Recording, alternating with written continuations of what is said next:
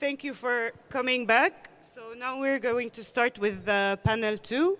It has a slightly different format where we will hear from our colleagues and friends in the movement, in the coalition, in the Belgian Coalition for Palestine. They will each introduce themselves and the different campaigns they're working on. And then we will move to hear responses from Francesca and Noura on how to act. And the thematic focus of these campaigns and these actions does revolve around state responsibility, the role of civil society, how to act in the spheres of academic, cultural, boycott as well, and the importance of the mobilization of trade unions and trade unionists. So we'll start with Emma.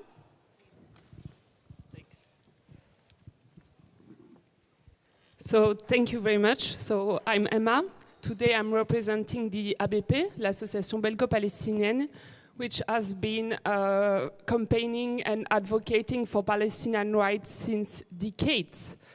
Since the beginning of the genocide, the pressure on the Belgian government has intensified, as you all know.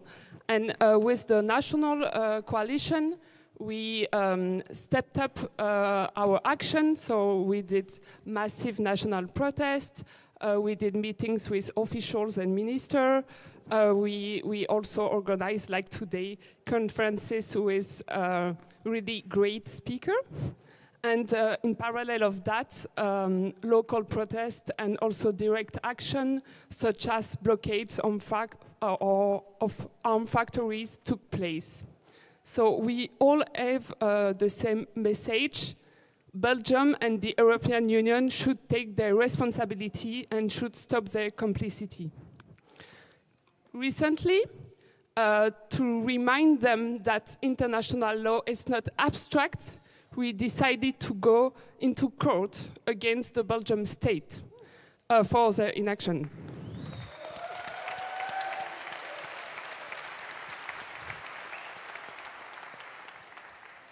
And we are happy to say that the Brussels Court of Appeal declared itself competent to review whatever Belgium is fulfilling its obligation under international law. So this is a first, and even if it's a first step, it's a major victory, and we hope it will set a precedent also for other states. Because they need to remember that nobody is above the law, even the state.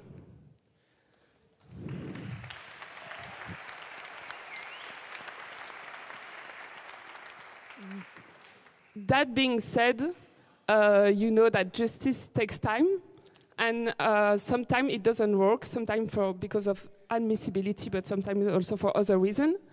And this is why, with the National Coalition, we try to fight on all fronts. And it had worked at some extent.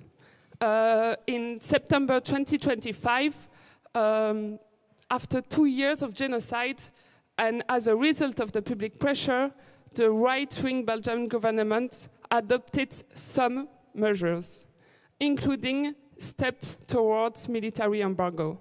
Unfortunately, today, several months later, we can say that in addition of being insufficient, these decisions are not truly implemented. For example, we learned last week that military equipment were being transported in Belgium to Israel.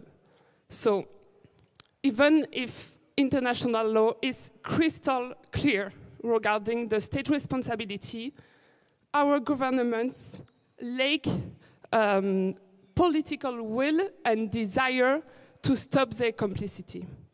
And especially when the public eye is also looking elsewhere, which is partially the case since the so-called ceasefire. I will now give the floor to my camarade Serge.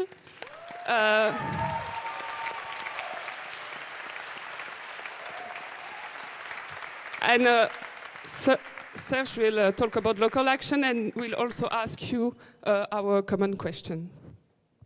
Thank you. I promise, Maha, for the sake of our friendship, I will be brief. Hello, my name is Serge. I'm a member of Intal. We're an anti-imperialist. We're an anti-imperialist international solidarity movement that's based here in Belgium. And I will be speaking of initiatives done by the coalition specifically targeting local councils. So as you all, and maybe not everybody knows, on the 19th of July 2024, the ICJ produced an advisory opinion stating that the occupation of Israel of the Palestinian territories is illegal, which brings an obligation for states, but also authorities, be it national or local, to not be complicit with this occupation. Translating this concretely on the local council level, it means that the motion, the important is also to gain concrete victories in order to give motivation for the activists and gain momentum in the movement. Now, we saw that international law was an important starting point. It was also an important pressure point in order to win these motions. But it wasn't as if on the 20th of July, suddenly all council members saw a to-do that now we need to break this HP contract that we have. It required mobilization, it required organization, it required as well the advocacy work by organizations that are here today. A very good example is this commune, Schaarbeek. Right after the advisory opinion, a councilman actually proposed to do this motion that to boycott, and it was refused. After we did the campaign, gained 2,000 signatures in Schaarbeek, we did a protest, we did an intervention in the council, that same council, not one person changed, voted to get the motion.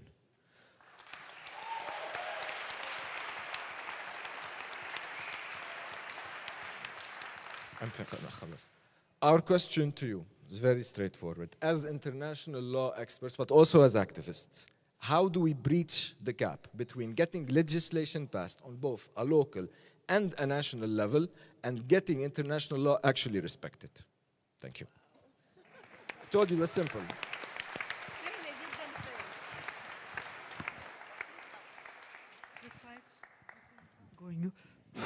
Moving over to this side. Good evening. My name is Karin. I represent here the Belgian labor movement, the Belgian trade union movement, and I myself head of the international department of ACV-CSC.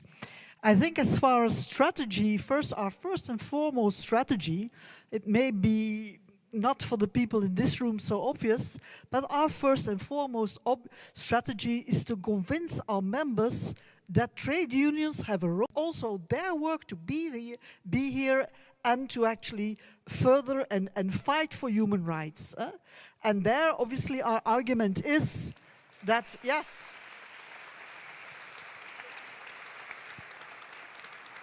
a trade union that only fights or comes up for bread and butter does not serve a purpose. We are a social movement, and we have to further human rights everywhere in the world, because that's the second argument.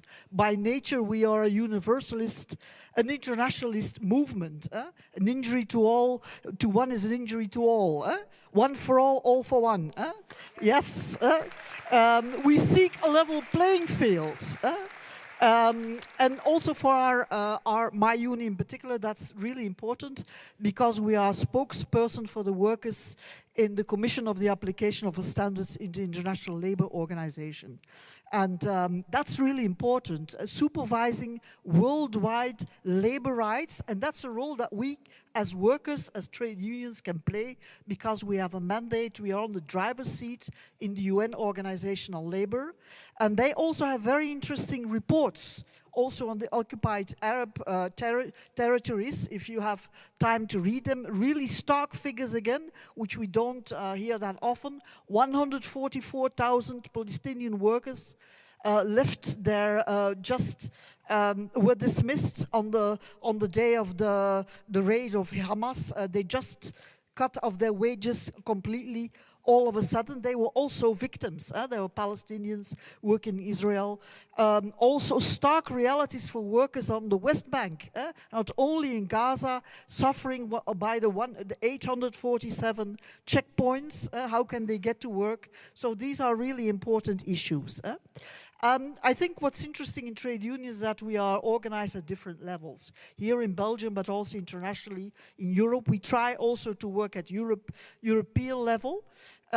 Unfortunately, we have to say that's the reality, that in the trade union world you see the same type of divisions which you see in Europe at state level.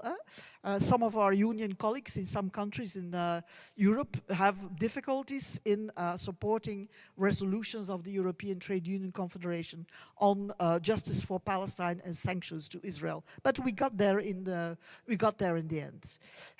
Here in Belgium, we are more fortunate. We work in a common trade union front, and with our colleagues of FGTB, we said, well, where can we make a difference? Obviously, very important that we are together with civil society in all the actions that we have undertaken together to hold our government to accountability. Definitely very important that we are there and show support. But where is it that we can make a difference, and where the only ones who are actually have a mandate to be present? It's at work floor level, at workshop level, and that is where we are now having a campaign. Our colleagues in the stand there, they can give you the pamphlets, the flyers which we made with our colleagues of FGTB. First of all, to explain to our delegates and to incite them to inform the workers in their companies about what's going on, why we should stand up. And secondly, and that's the most important thing, I think, inside the companies, hold companies accountable.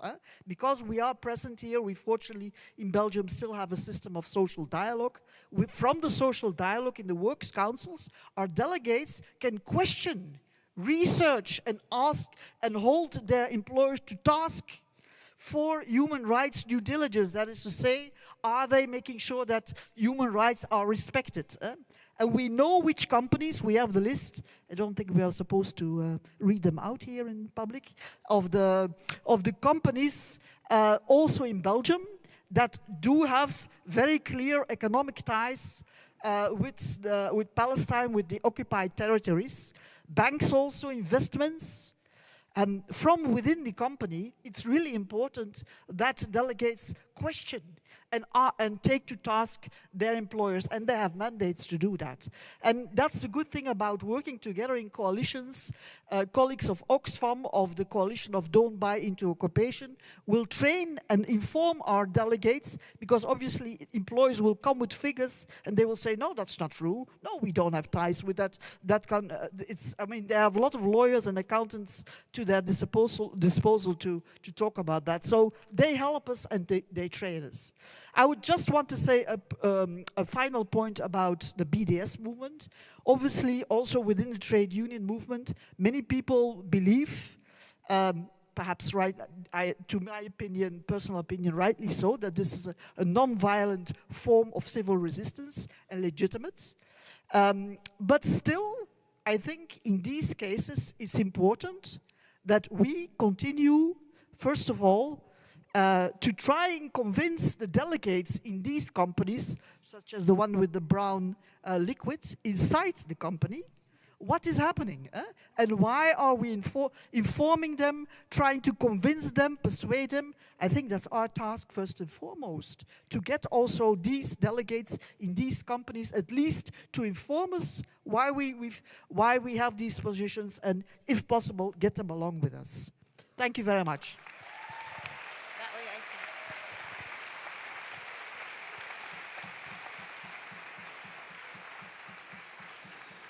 Thank you. And that brings us to the last team, I guess. My name is Arne from Palestina Solidariteit, and I will be talking about the BDS and especially the economic and cultural boycott campaigns that have been organized across the coalition.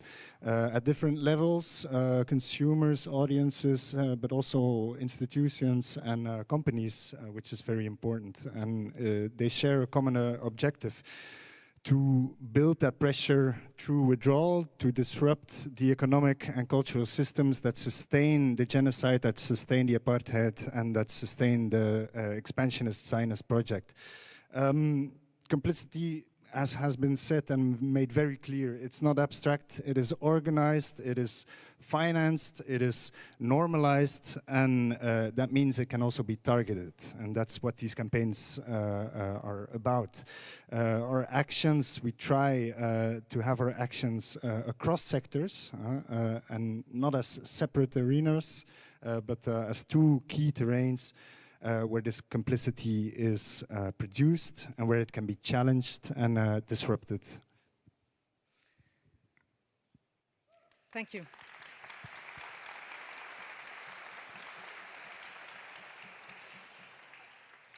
My name is Katrien de Ruijser from SOS Gaza, and I will talk for the cultural sector in Belgium. Culture here is not only a space of expression, it is a site where justification is constructed. Culture is not apolitical. It is a fundamental building block of the society we want to live in. A society that holds human values and that fundamentally rejects apartheid, oppression, and genocide.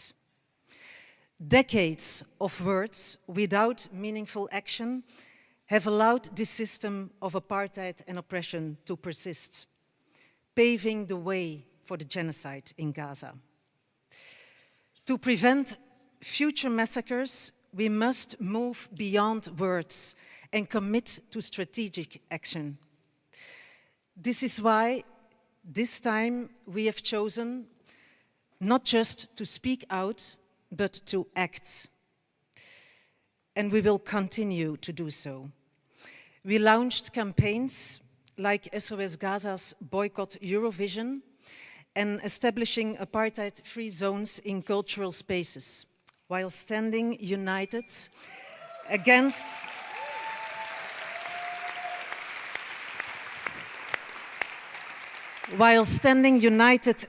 attempts to erase genocide through culture. These examples show that collective pressure can lead to visible results. So we must continue to push for a cultural boycott of Israel.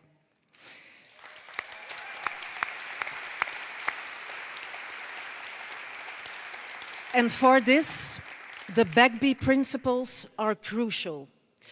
They are a concrete tool to take action and show responsibility. The Belgian academic and cultural boycott of Israel calls for a non-violent principle refusal to work with Israeli institutions complicit in violations of international law. And our goal is to make this a standard policy in cultural institutions across Belgium.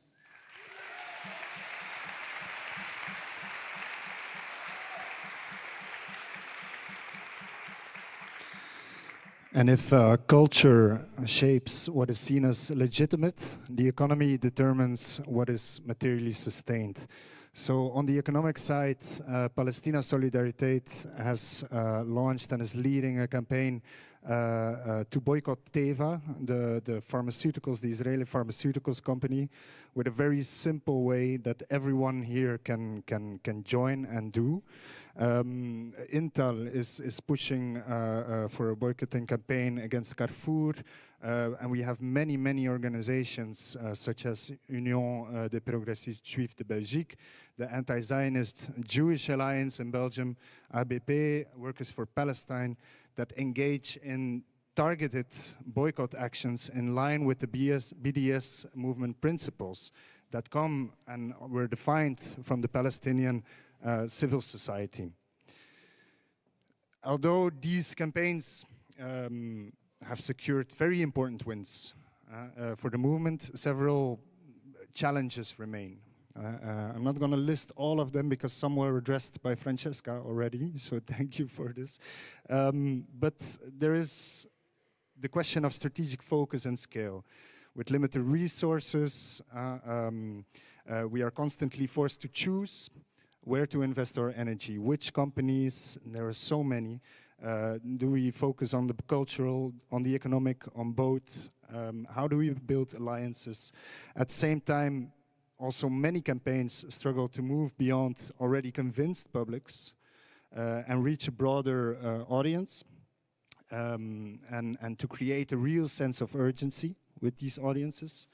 And then maybe most importantly here, it's that across all of these campaigns, decisions, the big decisions, are often shaped and limited by institutions. Boards with strong political ties, and dependency on fundings that are used as excuses, and concerns about reputational risk. These are all things that we hear. As a result, many institutions, they express solidarity, but they stop short of actual decisions that would actually interrupt cooperation, funding, and visibility. So the real challenge, we feel, is moving these institutions from mere intention to consistent structural action. Right now, in Belgium, the cultural sector is preparing new funding applications and policy plans.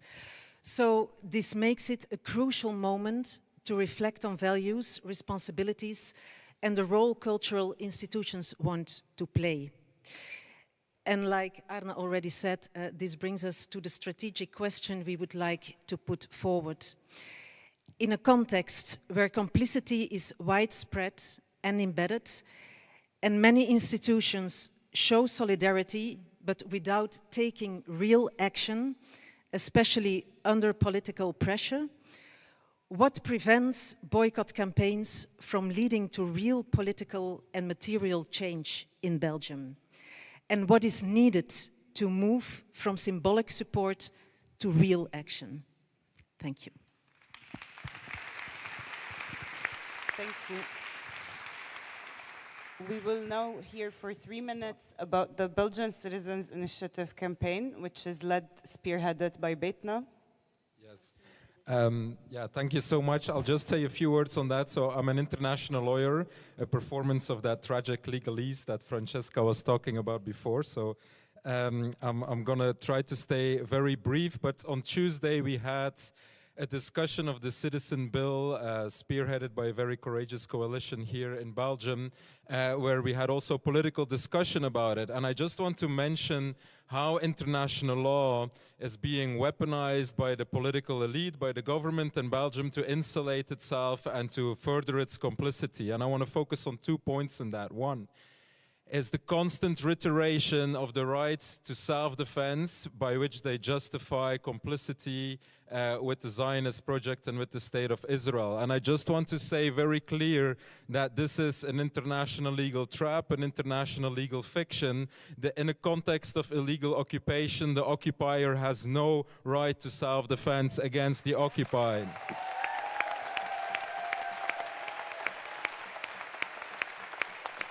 So when they say it and when you hear it, they are lying to you, they are catching you in an international legal trap. Don't believe it, contest it, fight it. And I want to add something as an international lawyer to that. Those who do have a right are the occupied against the occupier.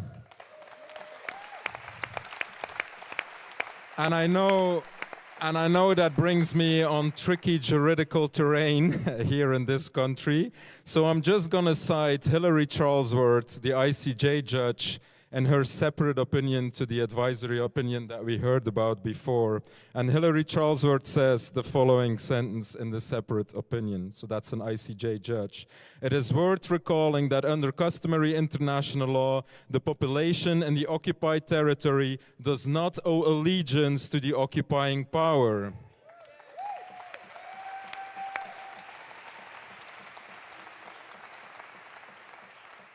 And that it is not precluded from using force in accordance with international law to resist the occupation.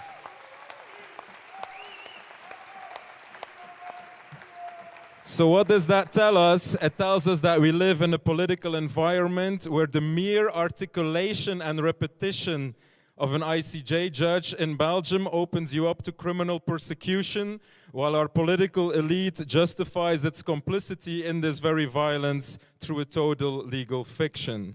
And that is not a coincidence because, Noura, as you said in your fantastic masterclass in Antwerp, the innocent, no matter what Israel, as the civilized projection of international law, will be innocent no matter what they do, and the Palestinian people will be guilty no matter how much they suffer. So translated into a legal question, I suppose tricky, but how to continuously keep ourselves open to fighting the civilizational hierarchies at the core of international law while using it and deploying it as a weapon in our social struggles. Thank you.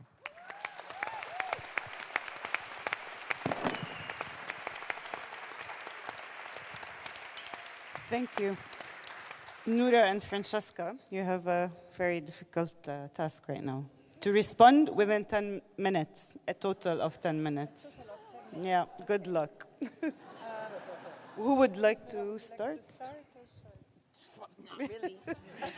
Would you like me to ask you questions? No, I mean, I can, I'm happy to, do you want me to start, Francesca? Please.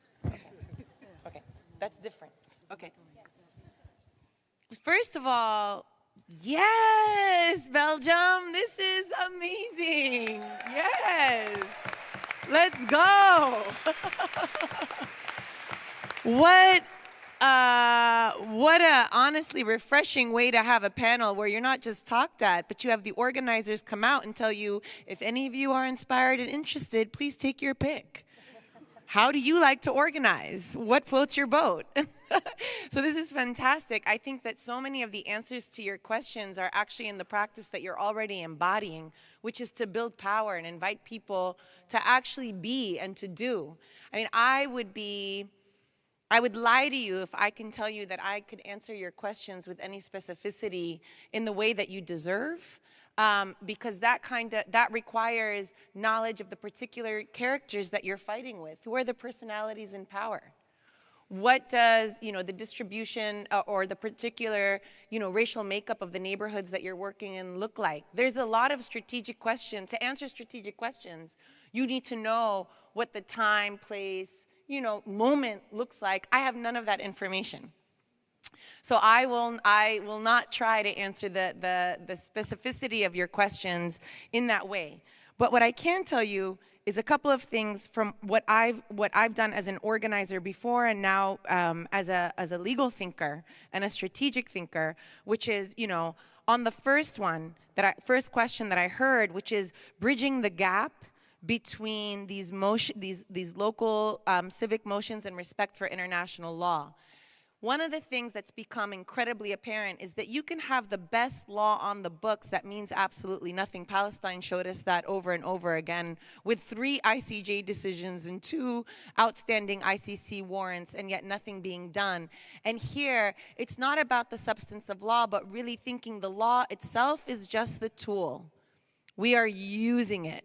This respect for it is really the tool. And what we need is to build power. So, can you use law or the logic of it to shame people who otherwise feel no shame when they have witnessed a genocide? So that here it's about, and one of the things that, for example, in the United States, we tried for a really long time in the US to push for US sanctions on weapons transfers to Israel. And that, I went to Gaza for the first time after the first large-scale onslaught in 2008, 2009, and was in, the State Department and in the, White House and whatnot, and we couldn't really mobilize. When was there traction? At the height of the movement for Black lives. And that wasn't a coincidence. That wasn't a coincidence, because as power built for anti-racism, so too did the courage build among decision makers. So when I answer questions about law, my real thing is, well, how do we build power? And it doesn't even have to just be us. It could be the power that we're building with other people. So that's humbly, I will share that. Same thing about this question about strategic focus and scale. Is it cultural? Is it economic? Is it both? Do we argue with a convinced public? Do we expand our audience? And here, this is a question of what is your goal? It isn't the what, it's not the how, it's the what. What is your goal, right? Sometimes a win can be a loss. Think about how the greatest number of Palestinians who have ever been allowed to return to Palestine, okay, happens because of Oslo. That is the greatest loss that we have endured, have been stuck in an Oslo trap. So to focus on, so here it's really important that we not just focus on the, you know, the how and, but really the what. What is the goal? What is the goal? If the goal is to build power, then you definitely want to focus on your convinced public and embolden them and build that base, right? But if the goal is to create controversy, then you want to do something really out of pocket that you're going to have people screaming at you about. So it really has, I really think that the question of what you do really depends on what is the goal you're trying to accomplish. And one of the greatest ways that we can enter into a framework of defeatism, right, is that the goal that we want is everything. I want revolution. So do I, okay? Yeah, I know. Wallah baraf, I promise you. But that also sets us up to be disappointed when we work our hardest and our people get arrested and beat up and people are expelled and there's no revolution. So how is it that we can also articulate the goal in a way that allows us to continue moving, where we're building on a step-by-step basis, where we understand that this is going to move in an ebb and a flow, but we're not failing. We are only building. And then finally, am I at 5 minutes? I tend to talk a lot. I apologize. This question from Dimitri. I love that Dimitri came to class ready to grill with the quotes. How do we fight the embedded civilizational hierarchies embedded in international law, using the law and not falling into the trap? Wonderful. Huh? No, I think I have 1 minute left. And here, honestly, the only way that I can tell you is, again, this is the how question. Have no loyalty to the law. Like, really have no loyalty to the law. If we understand that the law is actually representative of a civilizational hierarchy, then we do not want to reinforce it. But we also understand that because we're on an asymmetric battleground, where we are under-resourced, where we do not have the same economic, military, and political power, we also don't have the luxury of not using something against our adversary, but do it like a guerrilla would, where we turn our adversary's strengths into weaknesses and our weaknesses into strengths. And so doing that without having any fidelity to the logic of law, because law ultimately is supposed to represent what we want. This thing that you quote about the right of occupied people to be able to resist their occupier, that was a victory of Third World Revolt and the power that they were able to consolidate in 1977 at the height of national liberation warfare, where they entered into the UN with their own ammunition, right? And so the only reason we have that law is because they were powerful. And so here too, I would just, often, and I say this often when I use the law and the language of law, I'm only using it against people who don't already believe in humanity, right? Who already, they don't see me as human when I walk into the room. So I speak in a language aiming to shame them and expose their contradictions, not aiming to appeal to them. And again, that I guess is going to be a case-by-case basis.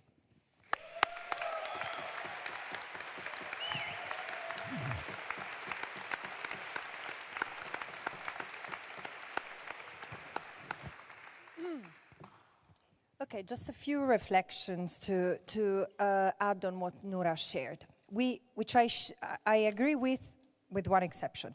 And first is that I think my experience, especially in the last 3 years, observing civil society, but also building on what I've observed in the Italian civil society before being engaged as a special rapporteur, is that a common enemy across the border is divisiveness.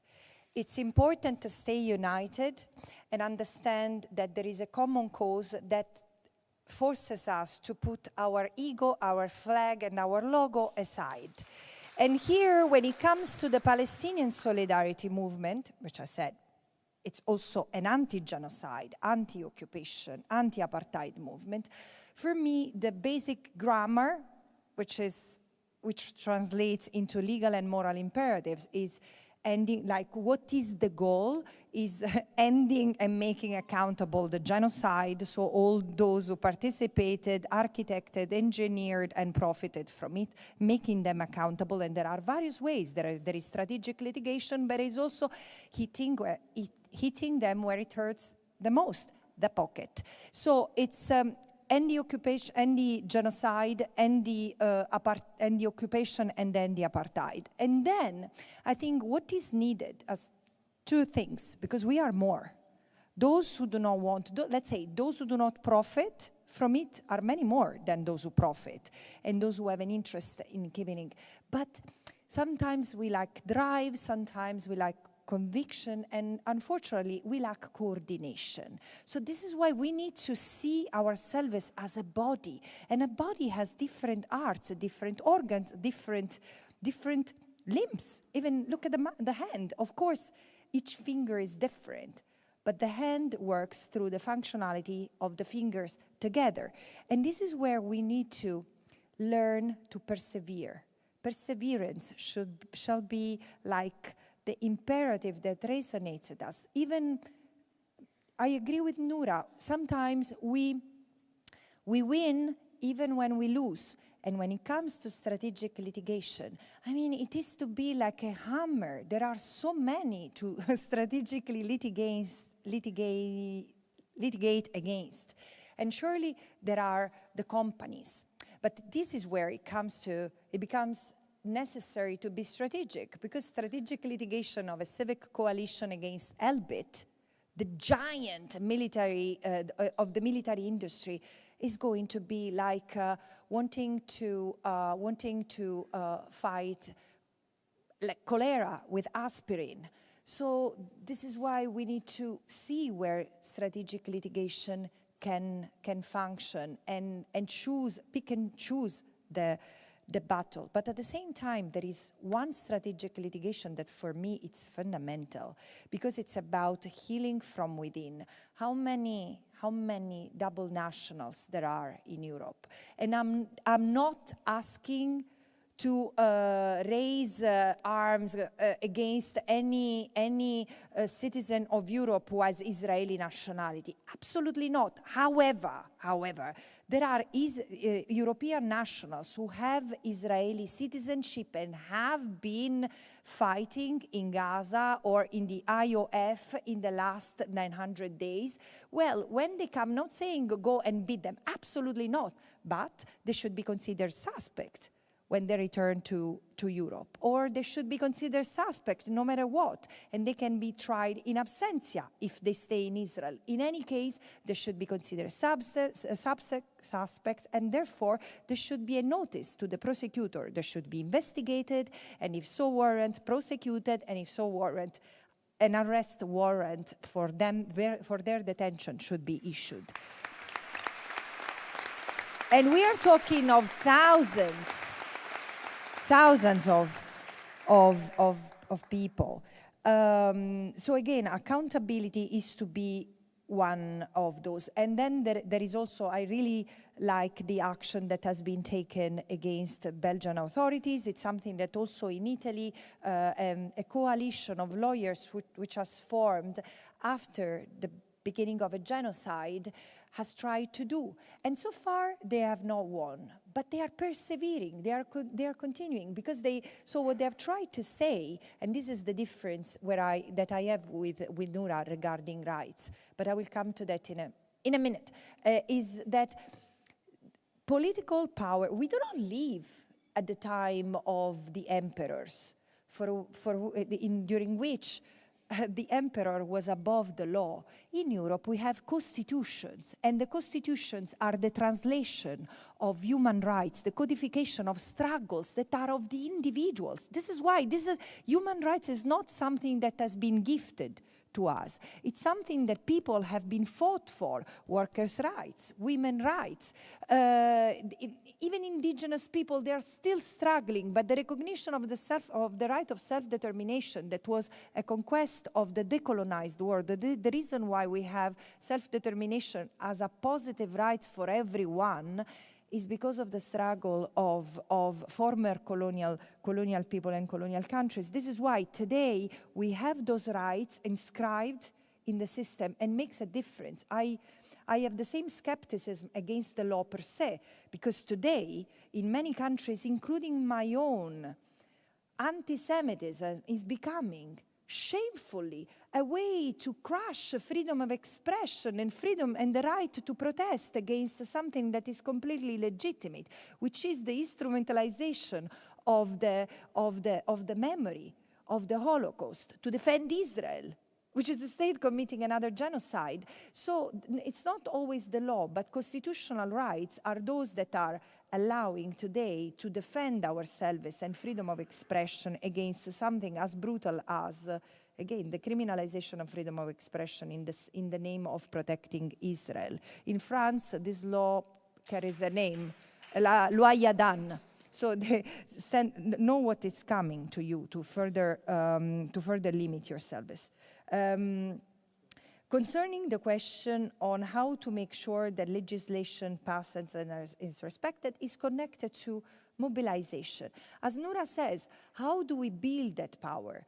And how do we create that political will? It's about being strategic. We need to find a way through civil society to sit around the table and to divide up the work. So of course, the trade unions have an incredible power, and I'm really disappointed because in the past, at least in my country, but I'm sure this is common to others in Europe, during the 60s and the 70s, students left their universities to join the struggles of workers in order to defend and protect their rights.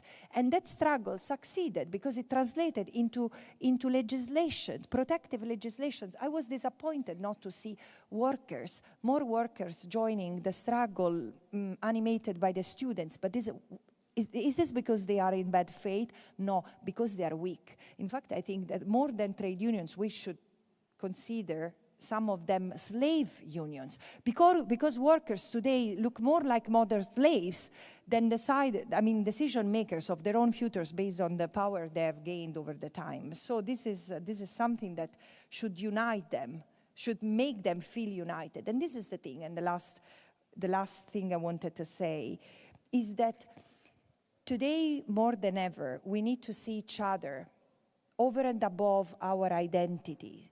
Our identity should be a source of strength, not a limitation, to join hand in hand the struggle with others. In the struggle of the Palestinians, there is also our struggle, we are discussing. Therefore, let's arm ourselves of perseverance and goodwill, because we have a lot of work to do, from local councils and to pharmacies and to enterprises, businesses, tribunals. But by dividing up what we have to do, the struggle will be less heavy. Thank you.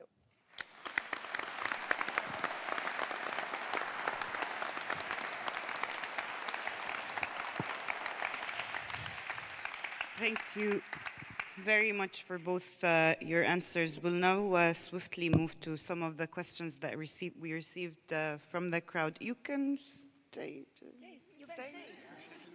بالضبط. I know. The more, the merrier, the stronger. We're just talking about collectivity.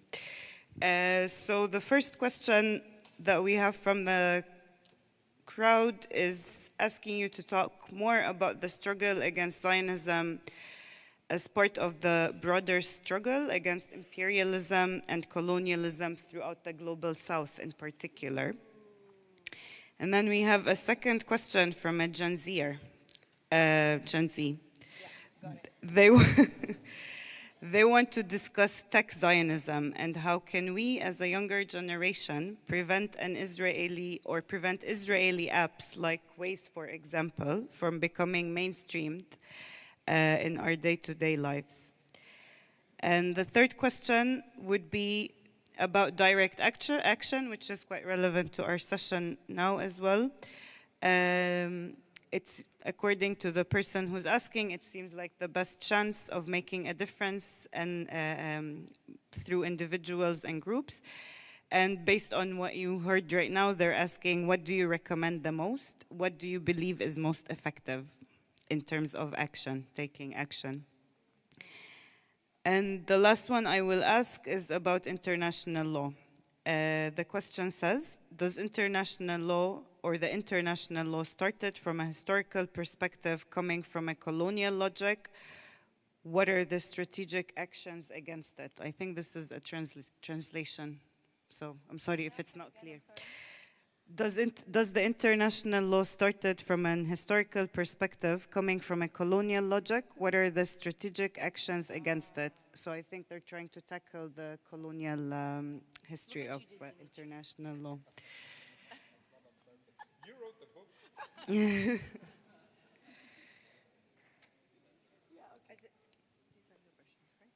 the ones that I'll ask.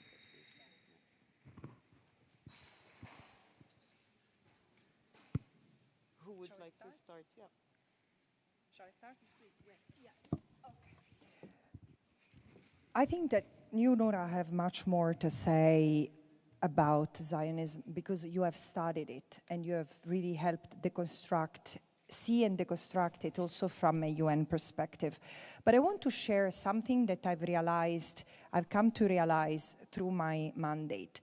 It's that we tend to associate Zionism to something that exists among Jewish communities, and this is wrong, because Zionism has taken, it was born in connection with Jewish nationalism historically, but it has taken a life of its own, because today we see not only that Christian Zionism is a driving force, and is a driving force toward the abyss, not just for the Palestinians, but for many others, but it's also expanding as a civilizing, in something that reminds a sort of civilizing mission across the globe.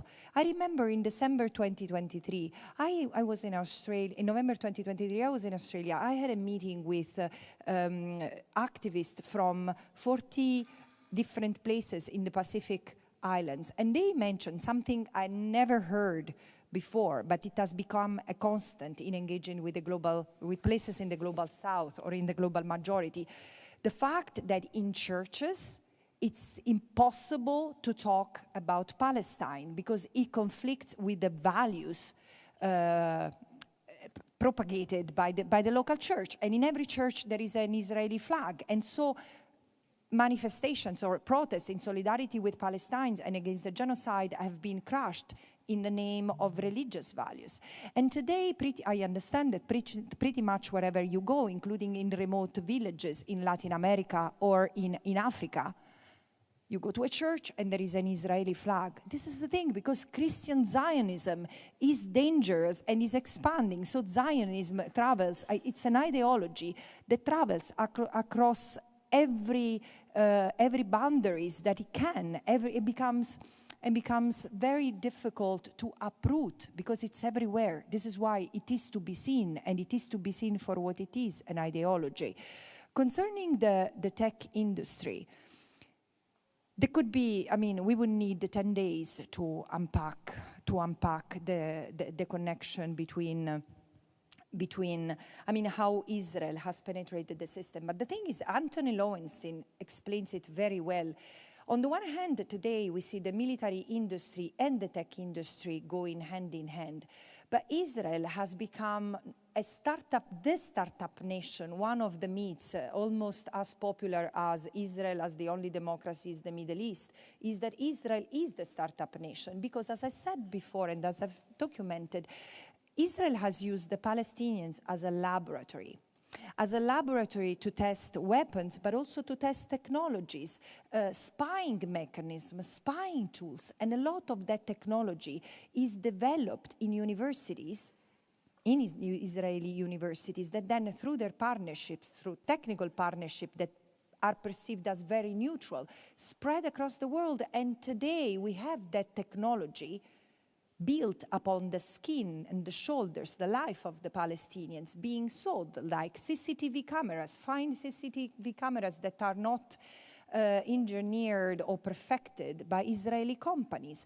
So technology has different components, but then now there is a reality that the means we use to communicate, to tell our stories, to upload our pictures, to talk about our life, are in the hands of people who share very much the same ideology of Israel. And this is why I say we will not always be able to only boycott. We need to build alternatives. And this is true across the border. It's true politically, it's true economically, and also in terms of using building our power and our will as another building a human hegemony over technology. And on international law, look, international law, I don't disagree with the justice for some assumption that animates Noura's scholarship, and I share it. At the same time, I do think today, the rights we have are a tool to for emancipation, and not just to to make those in power feel ashamed, but really to test the limits of power. We need to, what is happening through litigation, bringing people to court, is a long journey. It's not immediate. Surely there are other means that might be as effective, but not necessarily that peaceful. So I do encourage to use strategic litigation and to use courts to make those rights an instrument to correct the deviance of power in our democracies. Where it works, and it corrects the system. And if we see that this doesn't work, we will discover what else remains. But I'm afraid that peacefully, not much can be changed.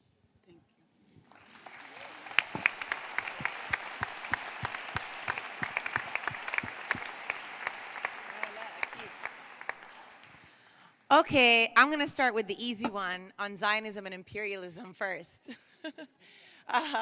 It is actually kind of easy because we're living in a moment where we see U.S. imperialism expand in the Middle East under the banner of protecting Israel, right? Where there is a war of aggression, clearly a violation of the crime of aggression, which is to use force without the justification of self-defense, flagrantly, in Iran, in order to expand and basically dominate the Middle East, and then and Zionism going hand in hand with that.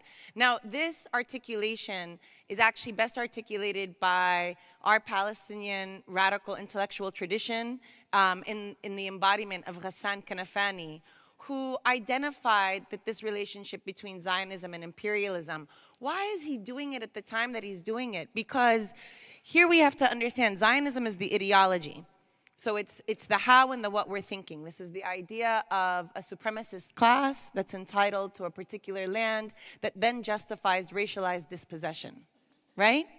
But Israel is the manifestation of that ideology and becomes the vehicle for its expansion, which is why it's important not to just focus on the state itself, because that would only make us focus on the juridical outcome and not actually tackle, well, what's the externalized, right? There's the internal versus the external.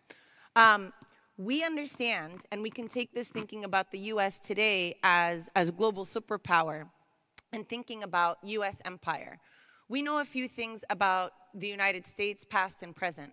In the present, we know that the US continue its main policy in the Middle East, according to Edward Said, is the protection of Israel and the extraction of oil, right? These are the two things. How is that to be achieved? Well, we get that. The US articulates that for us in 1967 when Israel defeats single-handedly several Arab states in a matter of 6 days, known as the 1967 war. At that point, we see the US change its foreign policy, which had before been no peace, no war. So it was maintaining relationships with Arab monarchies and maintaining relationships with Israel, but making them equal. But after the 1967 war, the US finds in Israel a Cold War asset that it didn't anticipate, shifts its policy under the Lyndon B. Johnson administration, so that they are offering Israel qualitative military edge, which means the amount of weapons that it needs to defeat singularly or collectively all the states in the Middle East, right? That's only since '67, even though the US had been supporting before. This is why the US has a nuclear program that it continues to deny, right? In order to achieve that. And that's because the US is enabling it. It also, at the same time, enters into this arrangement where Israel will be resolved out, the question of Israel and Arab-Israeli peace will be resolved outside of international law. I won't get into the details of that, but together, between qualitative military edge and beyond multilateral reach, right, is what enables the US to support Israel in the Middle East and embark on a campaign to extract the wealth that it wants. How does it extract the wealth that it wants? It makes those Arab regimes compliant rather than resistant, and those that refuse to comply will be overthrown through regime change, or will be subject to forms of civil war in order to cantonize those states so that they become much weaker and are unable to resist. We have seen that consistently. You can draw a line. It begins, right, with the co-optation of Egypt in 1979 when it enters into a peace treaty with Israel and now says that the largest Arab army will never wage a conventional war against Israel, right? Notwithstanding its violations. We see it in 1994 in the co-optation of Jordan, but we also see it when the US, for example, tells Libya it'll take it off the state sponsor of terrorism list if it dismantles its nuclear program, only to invade Libya, right? Sodomize its head of, allow its head of state to be sodomized, right? And now subject to a Libya that its own, a people struggling to be self-determined, but are still in conflict. We see a similar strategy in Syria. We're seeing now this expand into Iran, very obviously, where the US has been trying to foment a civil war. And so what is the relationship between these two things? They exist hand in hand, as we can demonstrate very clearly in the Middle East.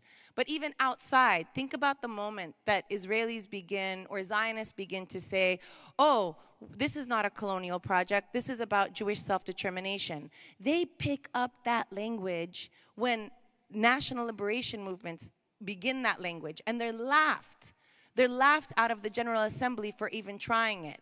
And instead, in 1973, the General Assembly condemns Israel, South Africa, Portugal, and the United States for fight against Zionism, imperialism is one, and it's a fight for all of humanity.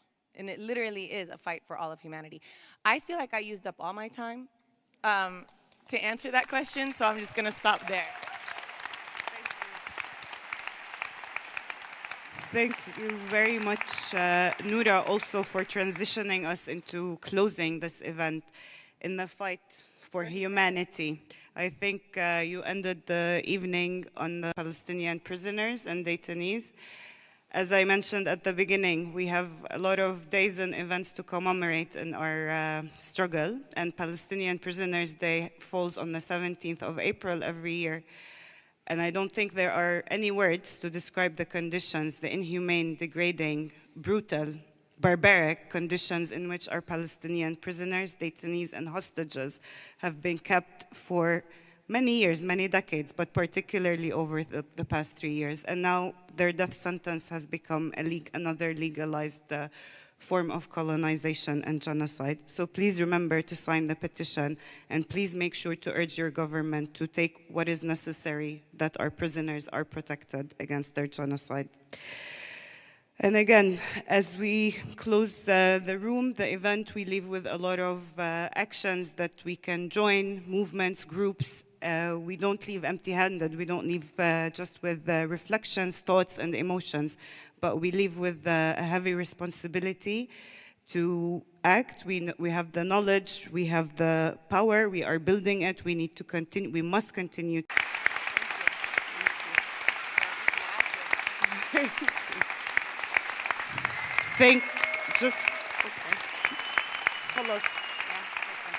Just a quick thank you to the interpreters and to the Belgian Coalition for Palestine for hosting us and organizing all of this. Thank you. شكراً كثير.